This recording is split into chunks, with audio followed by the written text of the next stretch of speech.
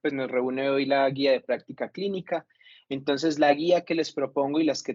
que traje pues para esta revisión es la guía del Consenso Europeo de Cuidado Intensivo, en donde define el síndrome de dificultad respiratoria agudo. Este es un consenso pues, internacional dirigido por el doctor Giacomo Grasselli, que es un médico italiano que trabaja en Milán. Y el objetivo de esta guía de práctica clínica es actualizar las guías previas del año 2017, teniendo en cuenta dos variables bastante importantes. Primero, toda la evidencia y todo pues, el flujo de estudios que hay y que han hecho cambiar la perspectiva en cuanto a la definición y a la subfenotipificación del síndrome de dificultad respiratoria aguda. Y segundo, pues obviamente la emergencia sanitaria y la pandemia por COVID-19 que nos hizo aprender tal vez de una manera acelerada y cuestionarnos mucho de lo que sabíamos sobre síndrome de dificultad respiratoria aguda y que pues nos dejó muchas enseñanzas y también muchas dudas de cosas que se tienen que estudiar a futuro. Entonces este viene siendo pues como la prioridad de la presente guía. Entonces vamos a empezar con una introducción breve sobre la importancia de este desarrollo de la guía. Primero, pues esa definición del síndrome de dificultad respiratoria aguda está definido por un aumento de esa permeabilidad del alvéolo y el capilar por un edema inflamatorio que tiene consecuencias en cuanto a la difusión de oxígeno y el intercambio de dióxido de carbono, entre otras por el aumento de la distancia pues, entre las membranas y además también unas complicaciones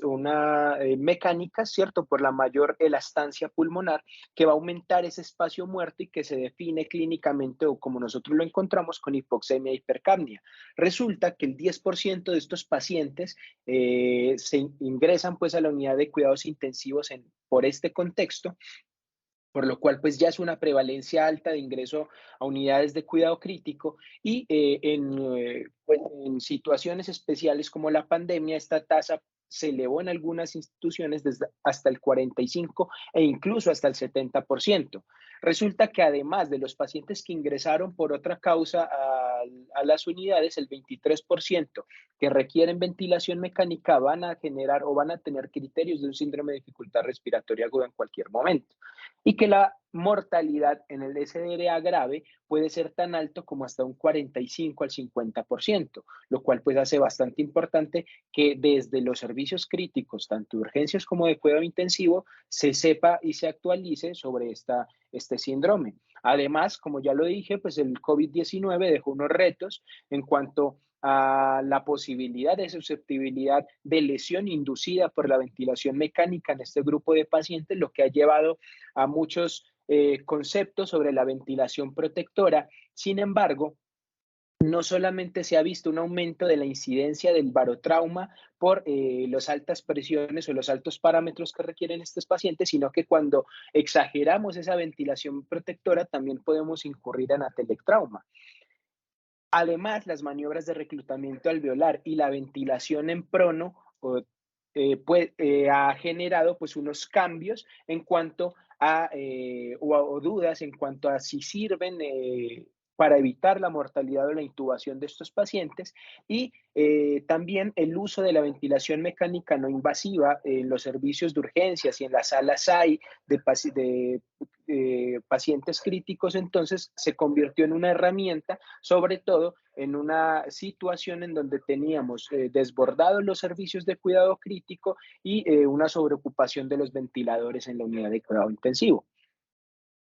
¿Cuál es la metodología para el desarrollo de la guía? Pues el panel internacional de expertos generó unas directrices teniendo en cuenta esos cambios que se habían dado desde el año 2017 y se generaron tres tópicos en donde había necesidad de generar o de reevaluar los estudios que habían hasta el momento. Los tres tópicos están definidos como pues, la definición del SDRA, la tipificación de esta enfermedad y las estrategias de apoyo respiratorio Y hay que ser claro aquí que la mayoría del alcance pues, de este objetivo son estrategias no farmacológicas, aunque ya vamos a hablar de eso. Se realizó una división en dominios y se establecieron 9 dominios, cada uno con un comité diferente que iba a realizar una revisión sistemática siguiendo pues las guías Gray, y hay que tener en cuenta que los dominios de definición y de fenotipificación pues no se iba a hacer una revisión sistemática porque no existen pues como unos estudios que puedan comparar esas definiciones, sino que el comité lo que hizo fue unas revisiones narrativas, y creo que eso es algo también novedoso y bastante importante en el desarrollo de la guía. Por último, entonces, se iban a generar unas recomendaciones y sugerencias que iban a estar definidas por ese grado de certeza de la evidencia, y se iba a generar una opinión de expertos en cuanto a cada dominio. Los 9 dominios, entonces, que refiere la guía, pues son estos, ¿cierto? La definición, la fenotipificación, y en cuanto a pues, a los soportes o a la terapia ventilatoria en estos pacientes, se habló de cánula de alto flujo, de ventilación no invasiva, del volumen tidal, del PIB, de la ventilación en prono, del bloqueo neuromuscular, que es el único representante pues, de cambios farmacológicos, y del soporte vital extracorpóreo. Entonces vamos a adentrarnos en estos 9 dominios de los que nos sugiere la guía. Primero, la definición, y hacemos entonces un recuento histórico de lo que ha sido el SDRA. Primeramente fue eh, publicado, referido en el año 1967 por el doctor Ashbrook, que hizo un reconocimiento de 12 pacientes con hipoxemia de una aparición nueva y que era refractaria a los parámetros ventilatorios pues, con los que se disponía en este momento, y que además compartía que tenía unos infiltrados bilaterales en radiografía y se caracterizaban por un hallazgo muy parecido al edema agudo de pulmón, sin que los pacientes tuvieran una falla. Para mí, al año 1988, el doctor Murray y sus colaboradores hicieron una tipificación mucho más fina de estos hallazgos, y se intentó por primera vez hacer una escala de lesiones pulmonares para establecer qué pacientes estaban en un SDRA de manera pues mucho más objetiva. Y es la escala pues de Murray que conocemos, en donde se evalúan parámetros sobre todo pues ventilatorios, ¿cierto? Teniendo en cuenta el PIB, la PAFI, la compliance pulmonar, y que si tenemos más de 2.5 en esta escala, pues estaríamos pensando en que el paciente tiene una SDRA. Posteriormente, en el año 1994, ocurre un suceso muy importante, y es que es el primer consenso americano y europeo para tratar de definir esta enfermedad. Y se define, además pues de lo que ya venía hablando el doctor Murray, de una aparición aguda de una PAFI menor a 200 y la presencia de infiltrados bilaterales en la radiografía de tórax. Y por último, llegamos al año 2012, tal vez pues la definición que nosotros conocemos ahorita en SDRA, que es la definición de Berlín. Entonces, hablamos de una semana de evolución del SDRA con los hallazgos radiológicos que son exactamente iguales, que no está explicado por ICC de sobrecarga o EPOC, y que se define de acuerdo a la PAFI entre leve, moderada y severa, dependiendo si es menor a 300, menor a 200 y menor a 100 de manera respectiva. ¿Cuáles son los problemas con estas definiciones? Primero, pues que en la pandemia utilizamos muchas otras técnicas no ventilatorias, pero que sí generaban un alto flujo, y esto pues se refiere específicamente a la terapia por cánula de alto flujo, en donde ese criterio del PIB mayor a 5, pues no estaba siendo incluido para definir esos pacientes en contexto de una SDRA. Segundo, es que la PAFI requiere pues que nosotros tengamos una medición de la presión arterial de oxígeno por gasometría arterial, y pues viene siendo un estudio que sigue siendo invasivo. Por lo tanto, se ha aumentado el uso del SAFI para estos pacientes, y menor a 350, y se ha encontrado que el SAFI puede tener una utilidad clínica bastante importante, pero que existen unas imprecisiones en estas mediciones. sobre todo en tres grupos importantes: los pacientes que tienen saturaciones mayores a 97%, los pacientes que tienen condiciones de hipoperfusión, por ejemplo, en pacientes con sepsis, y los pacientes no caucásicos, ¿cierto? En donde la tinción pues, de la piel puede generar mediciones imprecisas. Tercero, el criterio de la radiografía de tórax no es fiable y se ha encontrado en diversos estudios, ya vamos a hablar más adelante del live, que existe una diferenciación interobservador que puede ser más alta del 20%. Por lo tanto, este criterio radiográfico no es tan fiable y si vamos a utilizar otra técnica como la tomografía, pues eso no está definido dentro de los criterios. Y tercero, pues que el COVID no solamente nos enseñó mucho, de acuerdo, pues, o aprendimos mucho y tal vez pues de manera muy acelerada, en este grupo de pacientes, sino que también apareció un SDRA que era de rápida evolución, en donde los pacientes antes de las primeras 24 horas cursaban con un SDRA, pero que además también existían unos casos en donde se resolvía de manera muy rápida. Por lo tanto, no sabíamos si entraban dentro de esa definición. Y en este caso, nuevamente se realiza un consenso americano y europeo y para este año se realizan estas nuevas definiciones de SDRA. Incluso este documento salió antes de la propagación de esta guía, pero si no analizamos el documento, en este documento como tal no se establece esa definición, pero se establecen todos los y se explican todos los tópicos que incluyen la nueva definición. Entonces, no es requerida la intubación en estos pacientes. Los pacientes pueden tener oxígeno de alto flujo si tienen volúmenes por encima de 30 litros por minuto o la ventilación mecánica no invasiva o el CPAP con un PIB mayor a 5 centímetros de agua. Además, la hipoxemia con una PAFI menor de 300, pero también con una SAFI menor de 315 en los pacientes que tienen saturaciones por debajo de 97, las opacidades que fueran confirmadas por cualquier método, como la radiografía de tórax, la tomografía computada e incluso el ultrasonido pulmonar en los facultativos que estén adecuadamente entrenados para realizar esta imagen. Y vemos entonces que ya existe una amplitud en la definición y que tal vez el impulso más importante para esto es tratar de identificar el SDRA de manera más temprana y tratar con esto de impactar en la mortalidad de los pacientes. Segundo dominio, la fenotipificación. Y lo importante que hace la guía es generarnos primero una definición de qué es un fenotipo y qué es un subfenotipo, en lo que más me voy a basar. Resulta que ellos refieren que el fenotipo es un conjunto de rasgos que son clínicamente observables y que generan una interacción entre el genotipo y las exposiciones ambientales. Es decir, el SDRA es un fenotipo de la enfermedad respiratoria aguda. Por lo tanto, no debemos hablar de fenotipos de SDRA porque el SDRA es un fenotipo. Sí debemos hablar de subfenotipos de SDRA, en donde esos grupos van a estar discriminados por otros patrones que son medibles y que son fiables y que además deben ser reproducibles en diferentes poblaciones.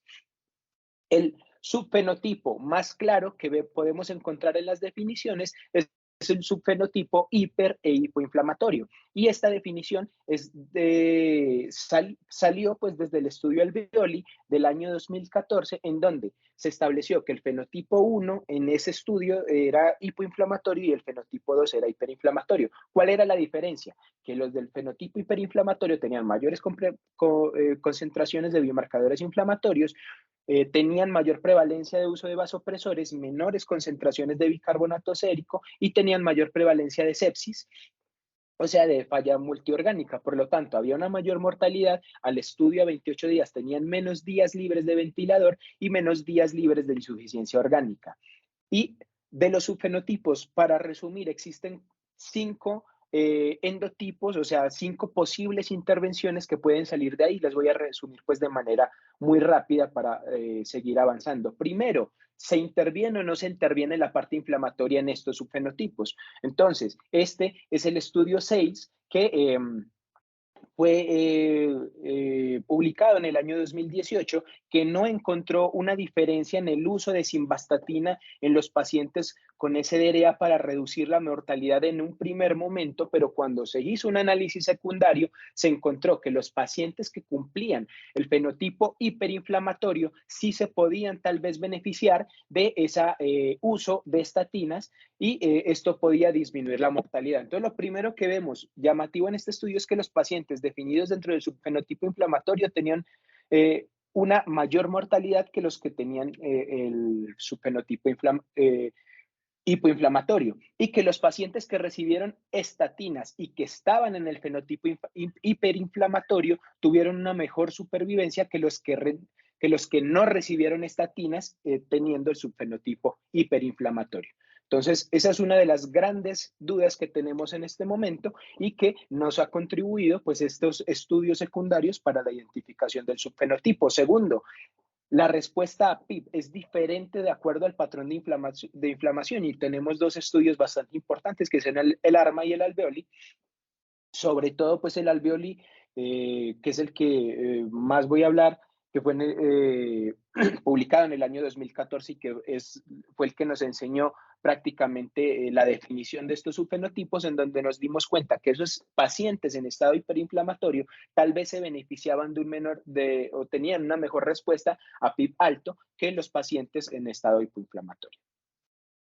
Tercero, las imágenes pueden guiar esa respuesta a PIB y este es el estudio LIVE del que estábamos hablando, que inicialmente trató de definir si el PIB se podía tratar a PIBs altos, pacientes que tuvieran lesiones focales en la radiografía de tórax o lesiones no focales en la radiografía de tórax. Inicialmente no encontraron ninguna diferencia, pero cuando hicieron nuevamente un estudio secundario encontraron que los pacientes que tenían imágenes de compromiso focal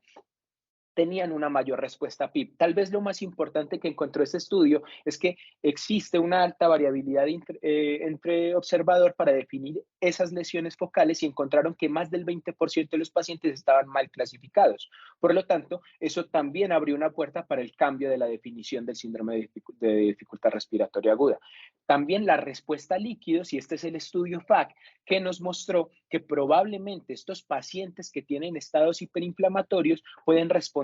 de mejor manera a uso liberal de líquidos respecto a los pacientes que están en estados hipoinflamatorios y esto muy probablemente está asociado a la sepsis y al deterioro o al volumen, pues a los choques distributivos pues que puede generar esta enfermedad. Entonces, parece que los pacientes en estados hipoinflamatorios pueden responder de manera más adecuada a este tipo de manejos respecto a los líquidos, ¿sí? Y por último, pero no menos importante, es que el conocer el subfenotipo del síndrome de dificultad respiratoria agudo puede cambiar el valor pronóstico de los pacientes a los que estamos manejando, aunque eso pues no se ha medido todavía y no tenemos pues como unas escalas que nos digan de manera objetiva cómo lo vamos a hacer.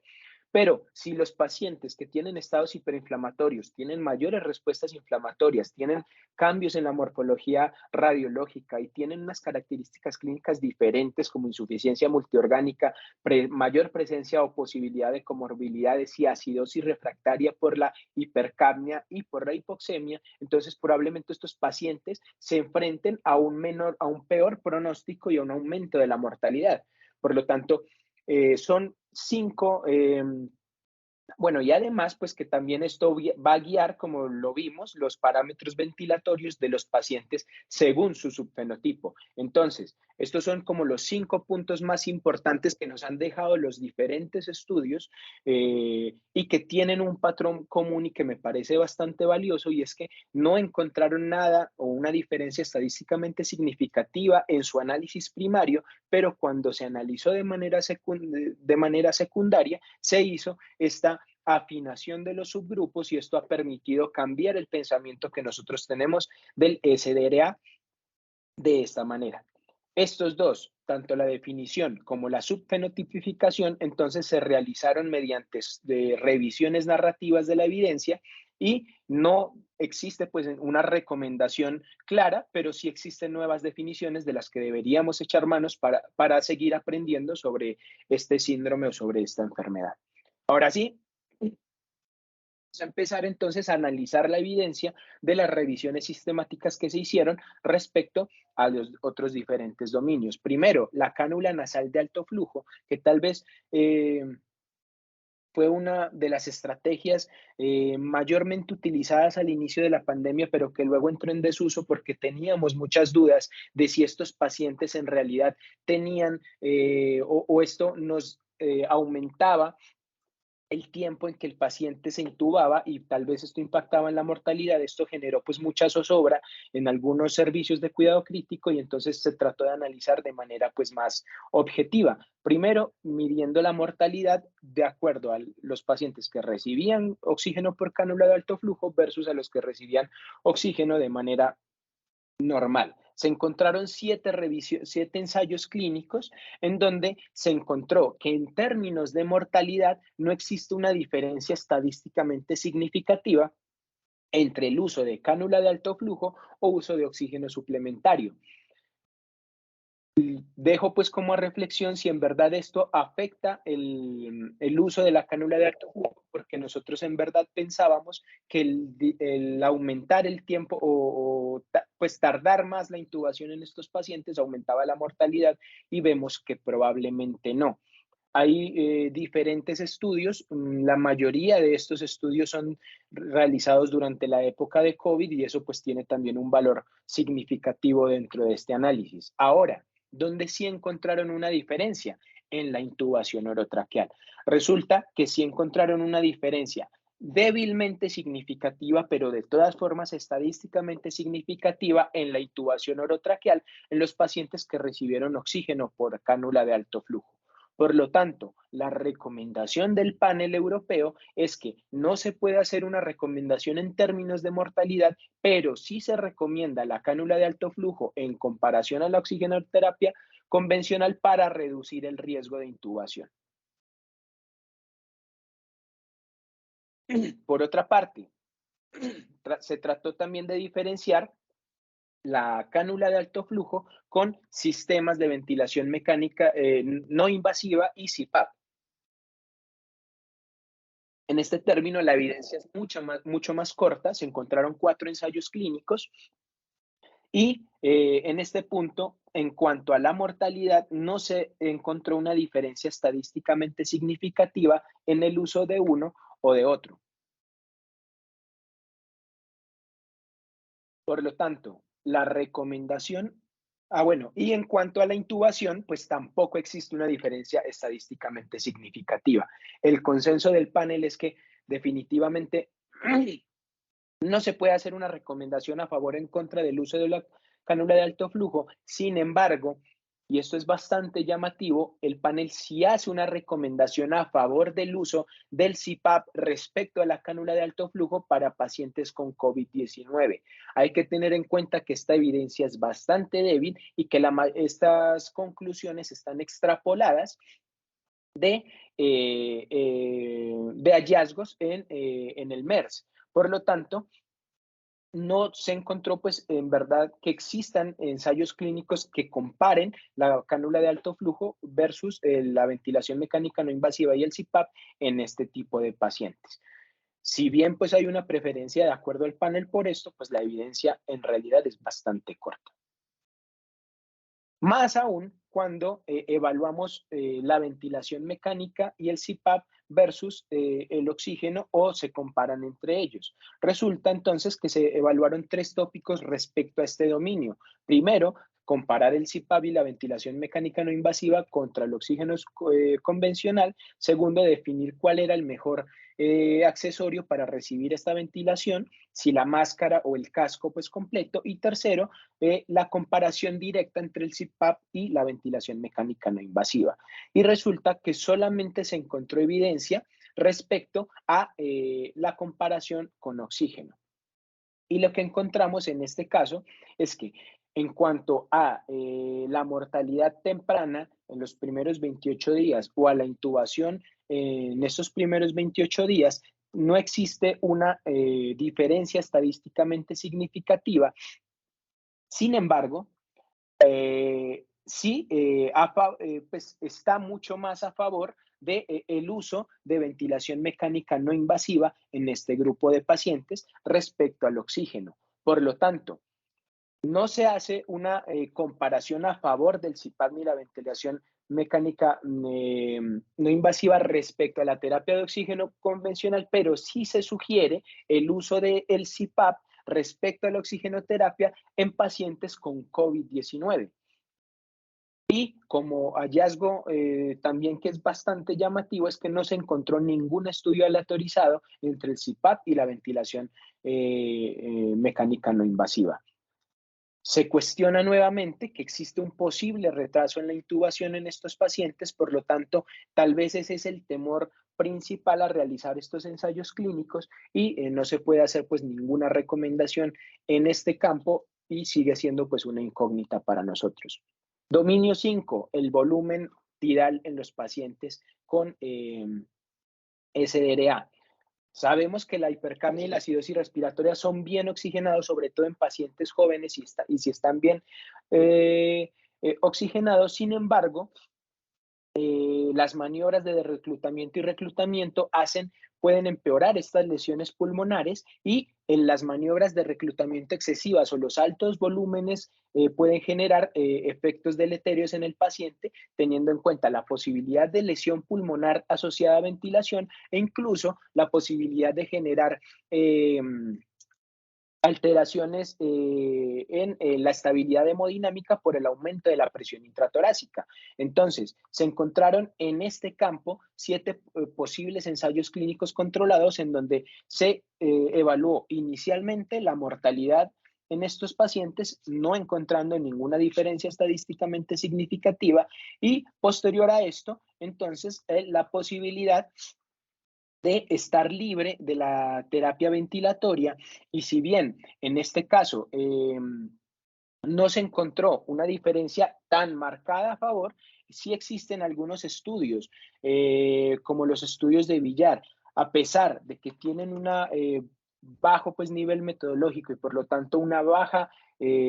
capacidad pues, o nivel de evidencia, que puede existir una disminución en esos días libres de ventilación. Por lo tanto, la conclusión del panel en este momento sigue siendo el uso de estrategias de ventilación de bajo volumen que ellos mismos definen como entre 4 a 8 cc kilo, dependiendo de, el, eh, del peso del paciente, pues del peso adecuado para el paciente y que esta es una recomendación fuerte, pero que sigue siendo un consenso de expertos porque no hay una evidencia que sea pues contundente para generar esto. Sin embargo, la posibilidad de generar pues lesión pulmonar sigue siendo entonces mucho más grande en estos pacientes, por lo tanto, ese pues es como el consenso de los expertos en la guía. Ahora, en cuanto al PIP y las maniobras de reclutamiento, nuevamente se hace una diferenciación en 4 tópicos respecto a este dominio para determinar la posibilidad pues de generar recomendaciones. Esta es una comparación entre el PIB y el FIO2 definiendo la mortalidad hospitalaria, no encontrando ninguna diferencia estadísticamente significativa. Por lo tanto, en cuanto al PIB, esta consenso o esta guía no genera pues ninguna recomendación adicional a las que ya conocemos, ¿cierto? De tratar de empezar con PIB bajos o con ventilación protectora en estos pacientes y que si se realizan maniobras de reclutamiento, pues se debe tratar de mantener unos PIB altos para mantener las maniobras de reclutamiento. En cuanto al reclutamiento hay que tener unos puntos bastante claros y es que cuando yo tengo un paciente al que le hago maniobras de reclutamiento y no mantengo un PIB alto, pues estas alvéolos que ya se abrieron pueden volverse a colapsar, por lo tanto es posible que yo requiera unos PIB más altos en este tipo de pacientes y que la duración o la presión, perdón, de estos, de la apertura de estos alvéolos se va a generar en la mayoría de los alvéolos con un 10% de esta presión, ¿cierto? Y que cuando yo genero esa presión y bajo nuevamente el PIB o esa presión dentro del el espacio pulmonar de 20 a 25 centímetros de habla, es muy probable que nuevamente se presente colapso y que yo haya perdido todas las maniobras de reclutamiento que hice. Por lo tanto, como podemos ver, ya existen unos axiomas, pues, o unas teorías fuertes, ¿cierto? De acuerdo, pues, a esta posibilidad de reclutamiento alveolar. Sin embargo, tenemos unas dudas, sobre todo en unos puntos importantes. Primero, la titulación del PIB y segundo, la presencia del PIB después de esas maniobras de reclutamiento. ¿Qué pasa? Que nuevamente, con la poca evidencia que tiene, que se encuentra respecto a a estos métodos de reclutamiento, no se encontró ninguna diferencia estadísticamente significativa. Y la conclusión del panel es bastante laxa porque no nos dice nada. Dice que no recomiendan utilizar maniobras de reclutamiento de alta presión y de manera prolongada, o sea, superior a un minuto, pero que tampoco sugieren el uso rutinario de maniobras breves, es decir, menores a 30 segundos para el reclutamiento a alta presión. Y entonces, ¿qué hacemos con las maniobras de reclutamiento? Pues resulta que hay que tratar o pues hay que ir a otros consensos para establecer cómo deberíamos hacer estas maniobras de reclutamiento. Primero, entonces, no hacerlo de uso rutinario. La mayoría de consensos nos hablan de que se deben hacer con PAFIs menores a 150 o cuando se presentaron maniobras de reclutamiento como cambio de tubos o como algún otro procedimiento cuando el paciente se extuba. Segundo, que la PIB para generar esos reclutamientos nunca debe ser mayor a 45 y que la duración ideal en la mayoría de los consensos es de 40 segundos, aunque la evidencia del tiempo es muy baja. En cuanto a la frecuencia, pues no realizar maniobras repetidas ni de uso rutinario, y la mayoría de los estudios se centran en la presencia de maniobras en los primeros 7 a 10 días. Y por último, se ha encontrado que probablemente los pacientes después de estas maniobras entonces deberían tener un PIB alto, aunque como lo vimos, no existe una diferencia en cuanto a mortalidad o tiempo de ventilación respecto a este hallazgo. Por lo tanto, sigue siendo pues una pregunta clínica que nosotros tenemos aún. ¿Cuál es el PIB de manejo en estos pacientes después de las maniobras de reclutamiento? Para el dominio 7, en donde se habla del prono en estos pacientes, la comparación entre la ventilación en prono y en supino en cuanto a la mortalidad, si nosotros encontramos o hacemos una lectura de todos los ensayos clínicos que se generaron, encontramos pues que no existe una diferencia significativa en este concepto. Sin embargo, tenemos pues como referente el estudio PROCEBA del año 2013, en donde el doctor Guerin sí encontró una diferencia significativa en estos pacientes, y esta tal vez ha sido pues una de las herramientas que más nos ha llevado a realizar esta terapia de prono, de ventilación en prono en los pacientes, sobre todo en el contexto de la pandemia. ¿Cuál es el problema de este análisis? Que si nosotros vemos los estudios previos al PROCEBA, entonces encontramos que no encontraron una diferencia significativa y que la heterogeneidad era baja. Pero cuando incluyen al PROCEBA, la heterogeneidad fue del 65%. Por lo tanto, es difícil aventurarse a realizar pues una recomendación. Sin embargo, hasta el momento y guiados por ese único estudio que es el PROCEBA, el panel sigue definiendo que entonces existe un beneficio en el uso de la posición prona para ventilar a estos pacientes, sobre todo en SDRA moderada grave, es decir, con una PAFI menor a 150 y con un PIB mayor a 5. Estos pacientes deberían comenzar esa ventilación de manera prona, de manera temprana, en las primeras 16 horas después de su estabilización, y todas estas recomendaciones se explayan o se reproducen hacia los pacientes con SDRA asociado a COVID, y pues eso es algo que vimos mucho en las unidades de cuidado intensivo pues en la pandemia. Ahora, otra cosa que me llama bastante la atención es el uso de posición prono despierto para evitar la intubación orotraqueal, una herramienta que también utilizamos de manera, eh, pues, de, pues de gran manera en los servicios de urgencias en la pandemia. ¿Cuál es el problema? Nuevamente, pues no existió una diferencia en la mortalidad y cuando hablamos de la intubación en estos pacientes, nuevamente encontramos pues una heterogeneidad en los estudios que se han realizado, en donde no hubo pues al lugar una diferencia muy significativa en diferentes estudios, pero sí en el estudio México, en donde pues sí había una disminución o en la reducción de intubación orotraqueal en estos pacientes. Por lo tanto, nuevamente, la conclusión del panel es generar prono despierto en los pacientes con SDRA asociado a COVID-19 para disminuir esa tasa de intubación y que no existía una posibilidad de hacer esas recomendaciones en cuanto a la mortalidad en estos pacientes. Dominio 8, entonces vamos a hablar del bloqueo neuromuscular y en realidad, lastimosamente, la evidencia nuevamente es muy laxa en estos pacientes. Si quisimos, pues si se quería ver si en estos pacientes era mejor realizar infusiones o realizar bolos de bloqueo neuromuscular para realizar este seguimiento en estos pacientes y la evidencia pues sigue siendo de muy mala calidad. Por lo tanto,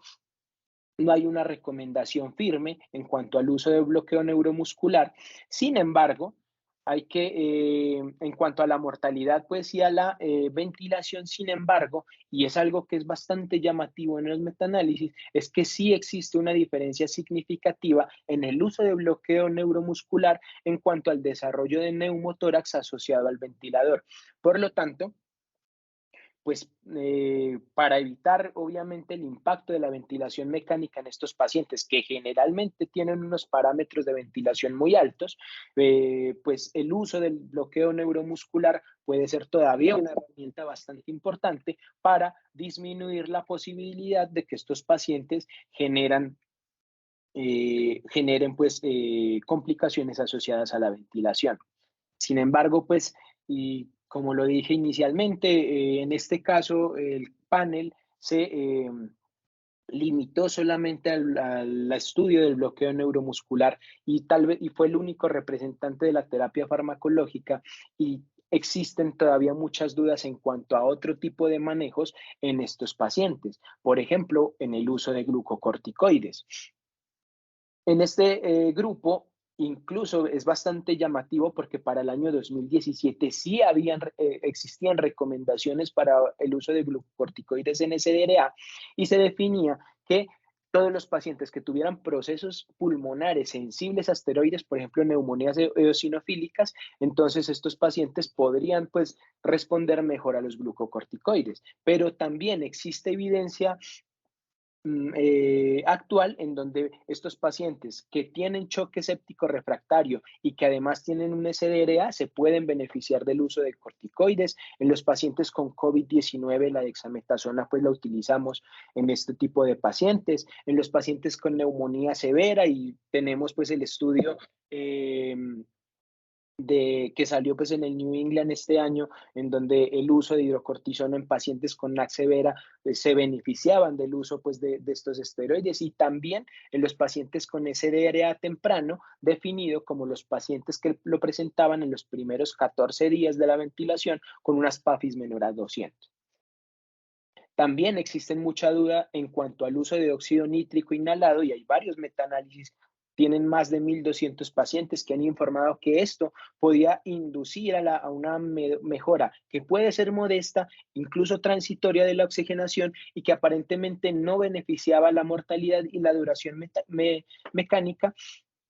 en comparación con el placebo o con el manejo convencional. Sin embargo, todavía se ha encontrado que y eso está pues muy de acuerdo a la subfenotipificación del SDRA, que estos factores son inciertos en cuáles sí puede servir el óxido nítrico, por lo tanto, pues todavía es motivo de debate y es un motivo de estudio para definir si estos pacientes se benefician o no. Y por último, pues el uso de las prostaglandinas inhaladas, en donde si se da uno cuenta, pues en los estudios que tienen previamente en los otros dominios, esto pues tienen cerca de 25 estudios y se han hecho metaanálisis en donde también se puede encontrar que existe una mejoría en la oxigenación con unos cambios de PAFI de hasta el 39% en el uso en estos pacientes. Por lo tanto, es bastante llamativo que el panel no lo haya tenido en cuenta y es una de las cosas pues que le queda a uno el sinsabor después de haber leído la guía. Y por último, pues vamos a hablar del soporte vital extracorpóreo, en donde en realidad no hay ninguna diferencia en las recomendaciones que se hacen y que son extraídos del estudio Eolia, que fue publicado en el año 2018 y que encontró que los pacientes que tenían estos criterios, como la intubación mayor a 7 días, con una PAFI menor a 50 por 3 horas o menor a 80 más de 6 horas, con un pH menor a 7.25, un PaCO2 mayor a 60 durante más de 6 horas y que tuvieran unos parámetros altos como un PIB mayor a 10 o una presión de meseta mayor a 35, se beneficiaban del inicio de ECMO respecto pues al grupo de control en cuanto a supervivencia. Por lo tanto, pues no hay un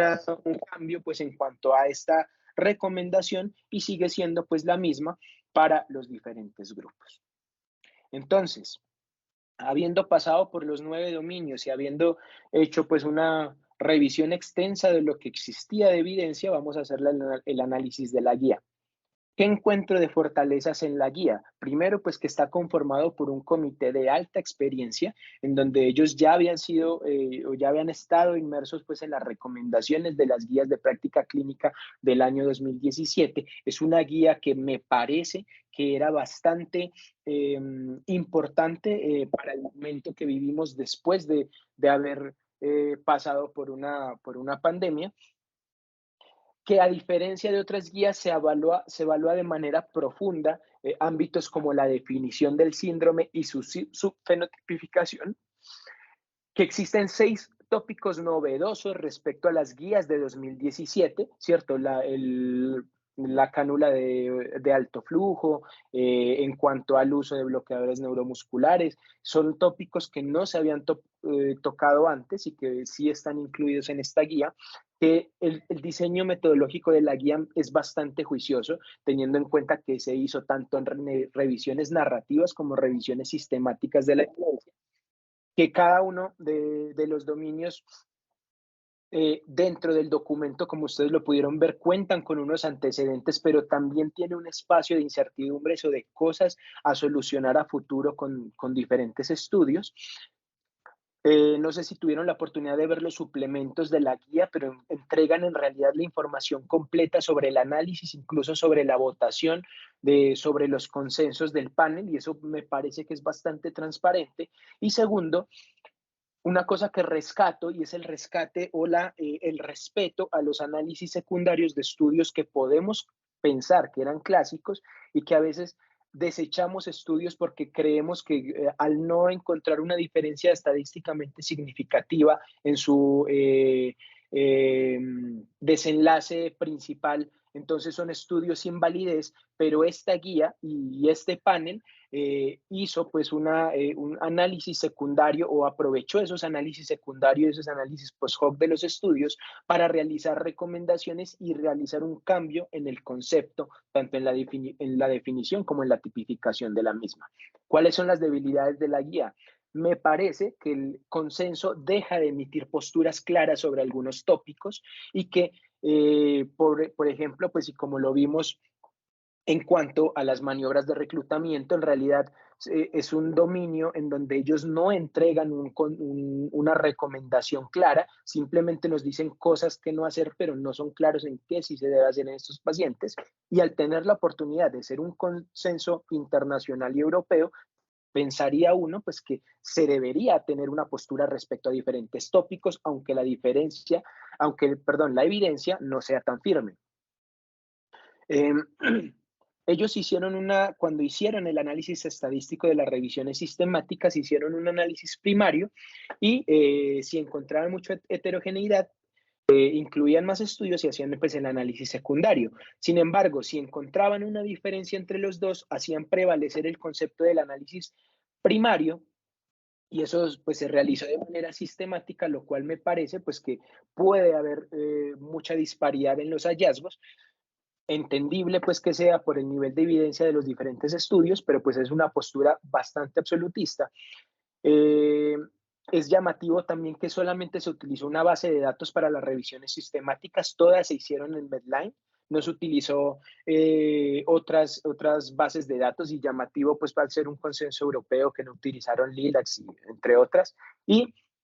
lo otro es que si bien el comité se esfuerza en hacer unas pautas, unas recomendaciones en cuanto a SDRA en COVID-19, la mayoría de las recomendaciones son extrapoladas y no se tienen o no se toman en cuenta pues estudios dirigidos a pacientes con COVID. Aunque pues la evidencia es muy poca y todavía tenemos muchos estudios en curso sin conclusiones sobre esos tópicos. ¿Cuáles son mis conclusiones entonces? Que existe una importancia en conocer y manejar pues el SDRA en los pacientes por la prevalencia y la alta mortalidad que tiene, que este cambio de definición es bueno porque nos ayuda a detectar el SDRA de manera más temprana,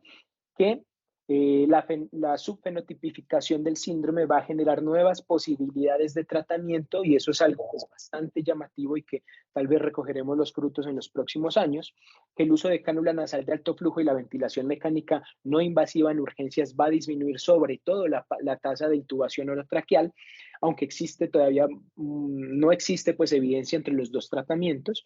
y solamente se hace la diferenciación para pacientes con COVID y que